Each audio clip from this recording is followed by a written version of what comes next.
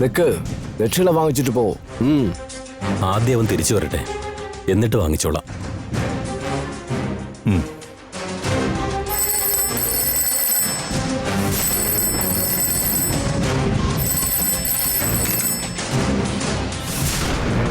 Hello അണ്ണാ, ഞാൻ മുരുകനാ സംസാരിക്കുന്നേ. ആ പറടാ. രാഘവൻ മോനെ ആ പെങ്കൊച്ചിനെയും മേൽപ്പത്തൂർ മലയടിവാരത്ത് കണ്ടതായിട്ട് പറയുന്നുണ്ട്. ആ, അവിടെ മുത്തുമാരിയമ്മൻ ക്ഷേത്രമുള്ള ഏതെങ്കിലും ഗ്രാമമുണ്ടോ? ഇവിടെയുള്ള എല്ലാ ഗ്രാമത്തിലും മുത്തുമാരിയമ്മൻ ക്ഷേത്രം ഉണ്ട്. ആ, 7 ഗ്രാമങ്ങളിൽ നിന്നെടുത്ത മണ്ണുകൊണ്ട് കെട്ടിയ ക്ഷേത്രം അങ്ങനെയൊന്നുണ്ടോ?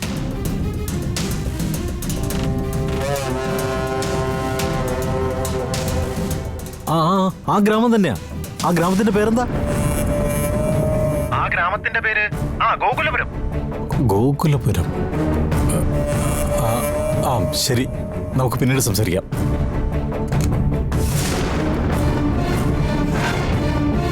ആ അപ്പാ, ജോത്സ്യൻ പറഞ്ഞ പോലെ ക്ഷേത്രം ഗോകുലപുരം എന്നൊരു ഗ്രാമത്തിലുണ്ട്. ആ, അതുകൊണ്ടായിരിക്കും അദ്ദേഹം പശു സംബന്ധമായ പേരെന്ന് പറഞ്ഞതല്ലേ?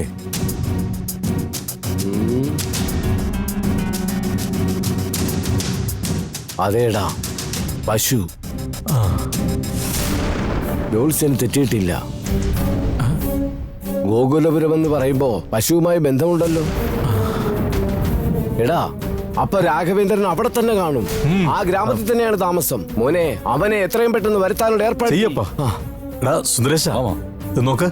ജോത്സ്യൻ പറഞ്ഞത് വെച്ച് നോക്കുമ്പോ രാഘവേന്ദ്രനും ആ പെൺകുട്ടിയും ആ ഗ്രാമത്തിൽ തന്നെയാവും താമസം. നീ ഉടനെ പോയി കൂട്ടിക്കൊണ്ടുവാ. അഥവാ അവനെ എതിർത്താൽ രണ്ടിനെ പിടിച്ചെട്ടി കൊണ്ടുവാ. ഞാൻ ഏറ്റുമാമ. അമ്മേ ദേവി, ഞങ്ങൾ അമ്മയ്ക്ക് ഒരുക്കുന്ന പടപ്പിന് മുമ്പ് തന്നെ എന്റെ മോൻ ഈ വീട്ടിലേക്ക് തിരിച്ചെത്തുമല്ലോ. ഞാൻ അമ്മയിൽ പൂർണ്ണമായി അർപ്പിച്ചിരിക്കുക. എന്റെ മോനെ എനിക്ക് തിരിച്ചു തരണേ മഹാമായേ.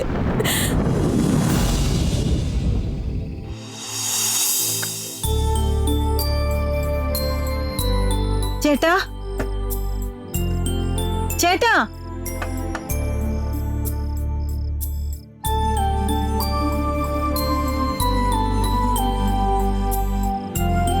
എന്താ ഇത്? ഇവിടെ ഉണ്ടായിരുന്നാണല്ലോ, അതിനിടയ്ക്ക് എങ്ങോട്ടാ പോയേ? നമുക്ക് ഇത്രയും സൗകര്യങ്ങൾ തന്നതിന് മുത്തുമാരി അമ്മയെ കണ്ടൊരു നന്ദി പറയണമെന്ന് തോന്നി. അതുകൊണ്ടാണ് ഞാൻ ക്ഷേത്രം വരെ ഒന്ന് പോയത്.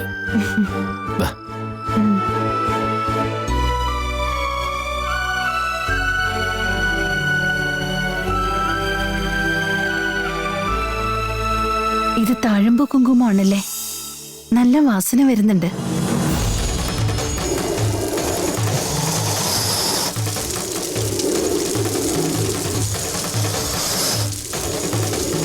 ഏയ്, എന്റെ പൊന്നു പാർവതി, താഴമ്പൂ വാസനയിൽ മതിമറന്ന് നാഗവംശജിയെന്ന് പുറത്തറിയിക്കില്ലേ. ആരെങ്കിലും കണ്ടു കഴിഞ്ഞാ അത് പിന്നെ വലിയ പ്രശ്നമാവും.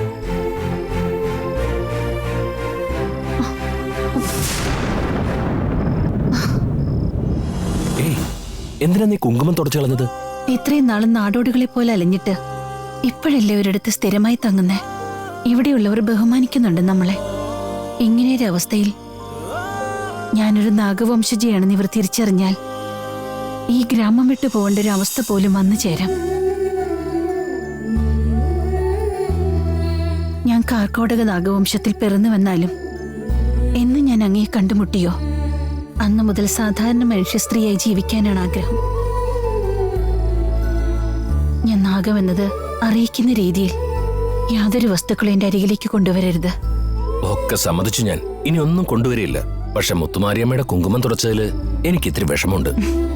മഹാമായിക്ക് എന്നോടുള്ള സ്നേഹം അറിയിക്കാനായി ഈ ഗ്രാമം മുഴുവൻ എന്നെ മുത്തുമാരിയമ്മ എന്ന് തന്നെയല്ലേ ഇപ്പൊ വിളിക്കുന്നത്.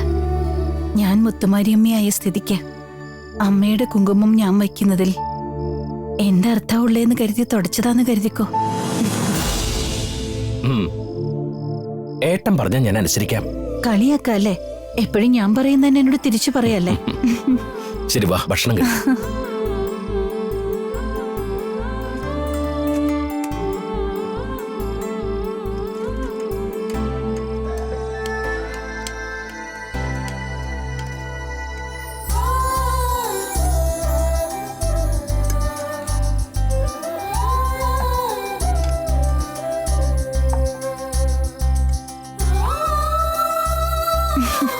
ആദ്യമായിട്ട് കാണാണോ എന്നെ?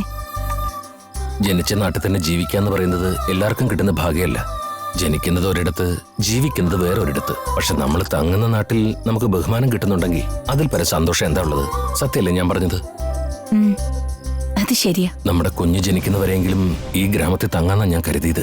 എന്നാ ഈ നാട്ടുകാരുടെ സ്നേഹമൊക്കെ കാണുമ്പോ ഇനി ഇവിടെ തന്നെ തങ്ങിയാലോന്ന് തോന്നിപ്പോവാ. ശരിയാ ചേട്ടാ. എനിക്കറിയാവുന്ന വൈദ്യത്തെ ഇവിടെയുള്ളവർക്കൊരു സേവനമായി കരുതി ചെയ്ത് ഇവരോടൊപ്പം തന്നെ ജീവിക്കാൻ ഒരു ആഗ്രഹം തോന്നി എനിക്ക്. പക്ഷേ ചേട്ടന്റെ വീട്ടുകാരും എന്റെ വംശത്തിൽപ്പെട്ട ആളുകളും നമ്മളെ ഇല്ലാതാക്കാൻ ഇങ്ങനെ തെരഞ്ഞു നടക്കുമ്പോ നമുക്കിനി എത്ര നാൾ ഇവിടെ താമസിക്കാൻ പറ്റുമെന്നറിയില്ല. മുത്തുമാരിയമ്മ വിചാരിച്ചു കഴിഞ്ഞാ നമ്മളെ അവരിൽ നിന്ന് മറച്ചു പിടിച്ച് രക്ഷിക്കാൻ കഴിയില്ലേ? നമുക്ക് ഈ ഗ്രാമത്തെ തന്നെ കഴിയണമെന്ന് മുത്തുമാരിയമ്മയോട് പ്രാർത്ഥിക്ക് പാർവതി. അമ്മയോട് മറ്റുള്ളവർക്ക് വേണ്ടി പ്രാർത്ഥിക്കാമെന്നല്ലാതെ നമുക്ക് വേണ്ടി ചോദിക്കുന്ന സ്വാർത്ഥതയാ. നിനക്കായിട്ട് ഒരാഗ്രഹങ്ങളും ഇല്ലേ? ഉണ്ടേട്ടാ. ചേട്ടന്റെ കുഞ്ഞിനെ പ്രസവിച്ച് ആ കൈകളിലേക്ക് തരുമ്പോ ചേട്ടന്റെ മുഖത്തുള്ള സന്തോഷം എനിക്ക് കാണണം. ആ ഒരു ദിവസത്തിനായിട്ട് ഞാനും കാത്തിരിക്കുന്നേ. എപ്പോഴും എന്റെ സന്തോഷത്തെക്കുറിച്ച് മാത്രം ചിന്തിച്ചാൽ മതിയോ? ഞാൻ പിറന്ന വംശവും കൂടപ്പിറപ്പുകളായ ഏട്ടനെയും അനിയനെയും എല്ലാവരെയും അങ്ങയ്ക്ക് വേണ്ടി വേണ്ടാന്ന് വെച്ചിട്ട് കൂടെ ഇറങ്ങി വന്നവളാ ഞാൻ. ഇനി എന്റെ ലോകം തന്നെ ചേട്ടനല്ലേ.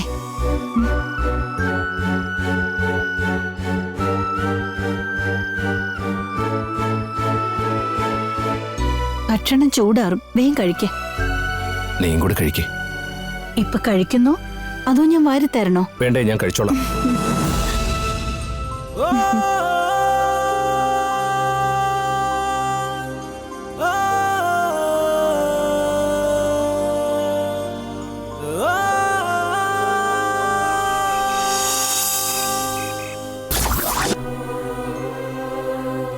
വൈദ്യരെ, വെള്ളമില്ലാത്തോണ്ട് ഇവിടെ മുഴുവൻ തരിശായിക്കൊണ്ടിരിക്കുക. വെള്ളമില്ലാത്തോണ്ട് ഒരു വ്യവസായം ചെയ്യാൻ പറ്റുന്നില്ല ഇവിടെ. ഇത് കണ്ടില്ലേ, ഈ ചുടുകട്ടയൊന്നും ആരും വാങ്ങിച്ചോണ്ട് പോകുന്നില്ല. പണം പാഴായത് തന്നെ മിച്ചം. ഒന്നും നേരാവണ്ണം നടക്കുന്നില്ലല്ലോ. നാട്ടില് കുടിക്കാൻ തന്നെ വെള്ളം കിട്ടുന്നില്ല, പിന്നെ എങ്ങനെയാ ചെങ്കല് വാങ്ങി വീട് വെക്കുന്നേ? അതും ശരിയാ.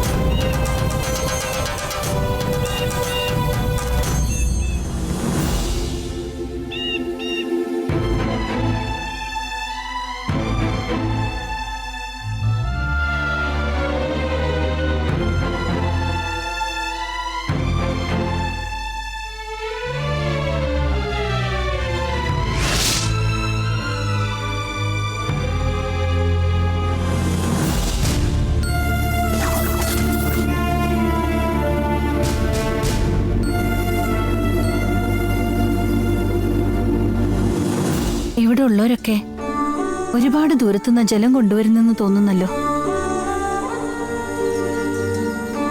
അതെ പാർവതി.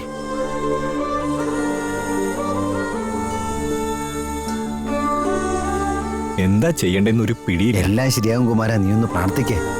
കുമാരേട്ടന്റെ അവിടെ ഉണ്ട്, നമുക്ക് പോയി ചോദിച്ചു നോക്കാം. എന്നാ ബാ.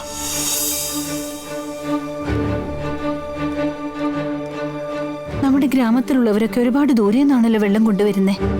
എന്താ നമ്മുടെ ഗ്രാമത്തിൽ ജലസ്രോതസ്സുകളൊന്നുമില്ലേ? ഈ നാട്ടിലൊരു പൊതുകിണർ ഉള്ളതാണമ്മേ, പക്ഷെ അതിനകത്ത് ഒരിറ്റ് വെള്ളമില്ല. എന്നാ കിണറിന്റെ ആഴം കൂട്ടി നോക്കായിരുന്നില്ലേ? ആഴം കൂട്ടിയൊക്കെ നോക്കിയതാ, പക്ഷെ വെള്ളം കിട്ടുന്നില്ല. അതിനൊരു കാരണമുണ്ട്. അടുത്ത ഗ്രാമത്തിലുള്ള ഒരു മുതലാളി ആഴത്തിൽ 5-6 കിണറെടുത്ത് വെള്ളത്തിന്റെ കച്ചവടം തുടങ്ങിയിരിക്കുക. ഇവിടെയുള്ള വെള്ളമെല്ലാം അങ്ങോട്ട് വലിഞ്ഞു പോയിരിക്കുക. നിങ്ങൾക്ക് അദ്ദേഹത്തോടൊന്ന് പോയി സംസാരിക്കായിരുന്നില്ലേ? ഞങ്ങളെല്ലാം പോയി സംസാരിച്ചതാ സാറേ. വെള്ളം വേണമെങ്കിൽ കാശ് കൊടുത്ത് വാങ്ങിക്കാനാ പറയുന്നത്. ഞങ്ങൾ എന്ത് ചെയ്യാനാ? ഞങ്ങൾക്ക് വേറെ വഴിയില്ലാത്തതുകൊണ്ട് ഇവിടെ നിന്ന് 4 മൈലപ്പുറമുള്ള കാരോത്തോടി ഗ്രാമത്തിൽ പോയി വെള്ളം ശേഖരിച്ചുകൊണ്ട് വരാറാ പതിവ്. ഞങ്ങൾ പലതവണ ഗ്രാമത്തിൽ ഉറവയുണ്ടോയെന്ന് കണ്ടുപിടിക്കാൻ പലയിടത്തായിട്ട് കിണർ കുത്തി നോക്കിയെങ്കിലും അവിടെ നിന്നൊന്നും ഞങ്ങൾക്ക് വെള്ളം കിട്ടിയില്ല അമ്മേ. എന്ത് ശാപമെന്നറിയില്ല. വെള്ളപ്രശ്നം മാറിയാൽ തന്നെ ഇവിടുത്തെ പകുതി പ്രശ്നങ്ങളും തീരും. സത്യം പറഞ്ഞാൽ കുടിക്കാൻ പോലും വെള്ളമില്ലാത്ത അവസ്ഥയാണ്.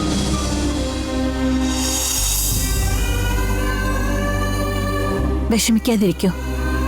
ഇവിടുത്തെ ഈ ഒരു പ്രശ്നം അമ്മ തന്നെ മുൻകൈ എടുത്ത് തീർക്കുന്നതാണ്. അമ്മയുടെ നാവ് പൊന്നായി മാറട്ടെ.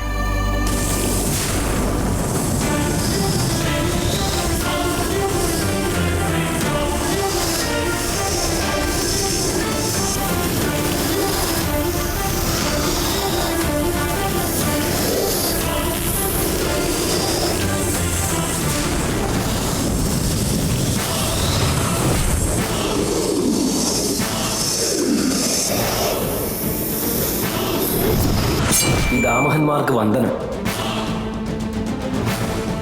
അനുഗ്രഹിക്കണേ. പോയ കാര്യം എന്തായി? പാർവതി എവിടാ ഉള്ളെന്ന് കണ്ടെത്തിയോ? ചോദിച്ചത് കേട്ടില്ലേ? തേടാൻ ഇനി ഒരിടവും ബാക്കിയില്ല. പക്ഷെ പാർവതിയെ പറ്റി യാതൊരു വിവരവും കിട്ടിയില്ല. 10 മാസമായി ഇതേ മറുപടി തന്നെയല്ലേ പറയുന്നത്?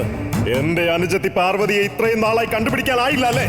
പാർവതിക്ക് ദൈവിക ശക്തി വളരെ അധികമായതുകൊണ്ട് കണ്ടുപിടിക്കാൻ ഞങ്ങളെ കൊണ്ടാവുമെന്ന് തോന്നുന്നില്ല. ഒരു ന്യായീകരണം എനിക്ക് കേൾക്കണ്ട.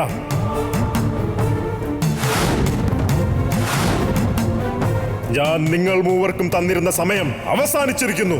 നിങ്ങൾ മൂവരും നാഗനന്ദി എന്റെ കൽപ്പന ലംഘിച്ചിരിക്കുകയാണ്. എന്റെ കൽപ്പന ലംഘിച്ചാൽ എന്താണ് ശിക്ഷയെന്നറിയാമോ? നാഗനന്ദി എന്റെ കൽപ്പന ലംഘിച്ചാൽ മരണമാണ് ശിക്ഷയെന്നറിയാം.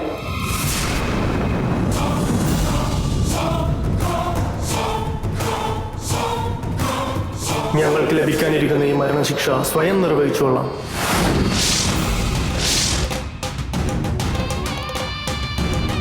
അനുമതി തന്നാലും.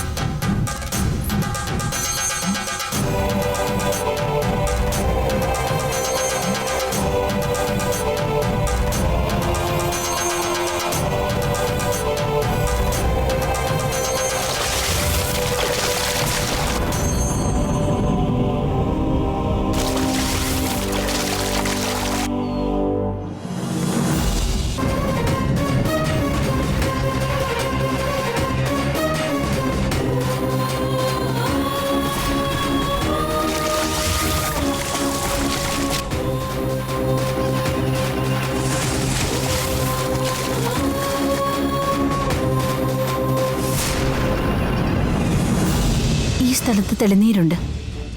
ഇവിടം കുഴിക്ക്. ഇങ്ങോട്ട് കുഴിക്കണ രാജപ്പ. ആ ഇവിടെ വെള്ളമുണ്ടെന്ന് പറഞ്ഞു കേട്ടില്ലേ? വന്ന് കുഴിക്കേ. വാ, എല്ലാവരും ഉഷാറായിക്കേ. ആ മണ്ണൊക്കെ ഒന്ന് മാറ്റി കൊടുക്ക്. ഉത്സാഹിച്ചേ. എടാ മാസ്കരെ ഒന്ന്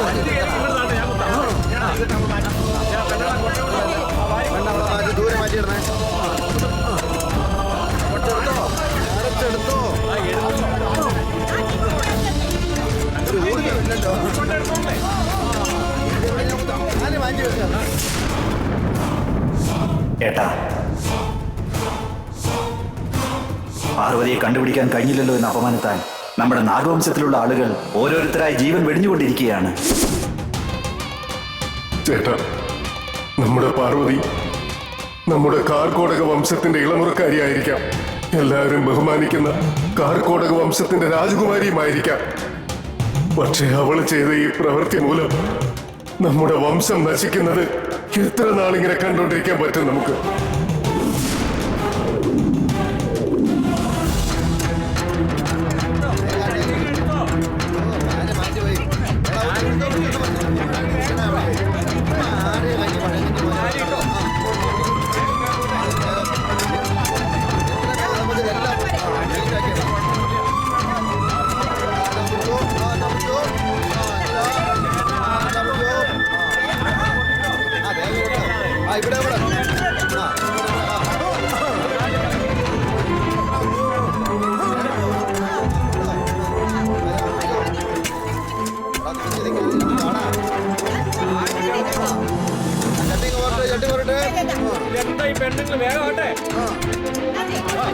ഭാസ്കർ ചേട്ടൻ വെറുതെ നിൽക്കുന്നുള്ളൂ, ചട്ട എടുക്കുന്നില്ല.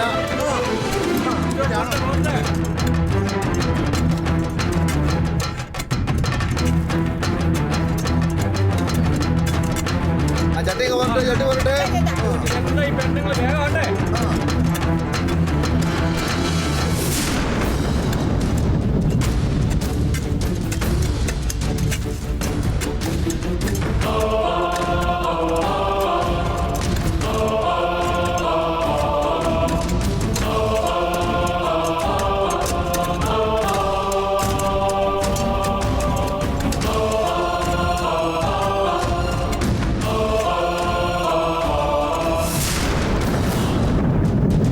ഏട്ടാ, നമുക്ക് ദ്രോഹം ചെയ്ത ആ പാർവതിയെ എങ്ങനെയും കൊന്നുകളയാൻ? അതല്ലെങ്കിൽ പിന്നെ പാർവതിയെ അന്വേഷിച്ച് കണ്ടുപിടിക്കാൻ സാധിക്കാത്തവർക്ക് മരണമാണ് ശിക്ഷ എന്നുള്ള അങ്ങയുടെ കൽപ്പനയുണ്ടല്ലോ, അത് മാറ്റിയേ മതിയാവും. നാഗവംശത്തിൽ ജനിച്ച് ദ്രോഹം ചെയ്ത ഒരു പെണ്ണ് ജീവനോടെ ഉണ്ടാകരുതെന്നുള്ളതാണ് നാഗശാസ്ത്രം. വംശം ഉപേക്ഷിച്ചു പോയൊരു പെണ്ണിനെ കണ്ടുപിടിക്കാനാകാതെ തിരികെ വരുന്നവർ ആത്മാഹൂതി ചെയ്യണമെന്നത് കൽപ്പനയാണ്. ദ്രോഹം ചെയ്ത ഒരു പെണ്ണ് ജീവനോടെ ഉണ്ടാകരുതെന്നുള്ളതാണ് നാഗശാസ്ത്രം. വംശം ഉപേക്ഷിച്ചു പോയൊരു പെണ്ണിനെ കണ്ടുപിടിക്കാനാകാതെ തിരികെ വരുന്നവർ ആത്മാഹൂതി ചെയ്യണമെന്നത് കൽപ്പനയാണ്. ഇത് രണ്ടും ലംഘിച്ചാൽ നമ്മുടെ വംശത്തോട് നാം കാട്ടുന്ന ദ്രോഹമാകും. നമ്മുടെ വംശം തന്നെ ഇല്ലാതാകും. അങ്ങനെയെങ്കിൽ പാർവതിയെ അന്വേഷിച്ച് കണ്ടുപിടിക്കാൻ പറ്റാത്തവരെല്ലാം ഇങ്ങനെ മരിക്കണമെന്നാണ് പറയുന്നത്. ചോദിച്ചു കേട്ടില്ലേ? എന്താ മിണ്ടാതിരിക്കുന്നത്? ഇത് തന്നെയാണ് അവർക്കുള്ള ശിക്ഷ. ഇനി ആരും മരിക്കാൻ ഞാൻ അനുവദിക്കില്ല. എങ്ങനെ സാധിക്കുമത്? പാർവതിയെ ഇനി മറ്റാരും തെരയണ്ട. നാം തന്നെ അതിന് മുന്നിട്ടിറങ്ങണം. പാർവതിയും അവളുടെ ഭർത്താവും എവിടെയാണെങ്കിലും ശരി, അവരെ കണ്ടുപിടിച്ച് അവരുടെ തല അരിഞ്ഞു വീഴ്ത്തിയിട്ട് നമ്മുടെ വംശം കാക്കുന്ന നാഗദേവതയ്ക്ക് പരിഹാര ബലിയായി കൊടുക്കും. ഇത് നമ്മുടെ ശരീരത്തിലോടുന്ന നാഗരക്തമാണ് സത്യം.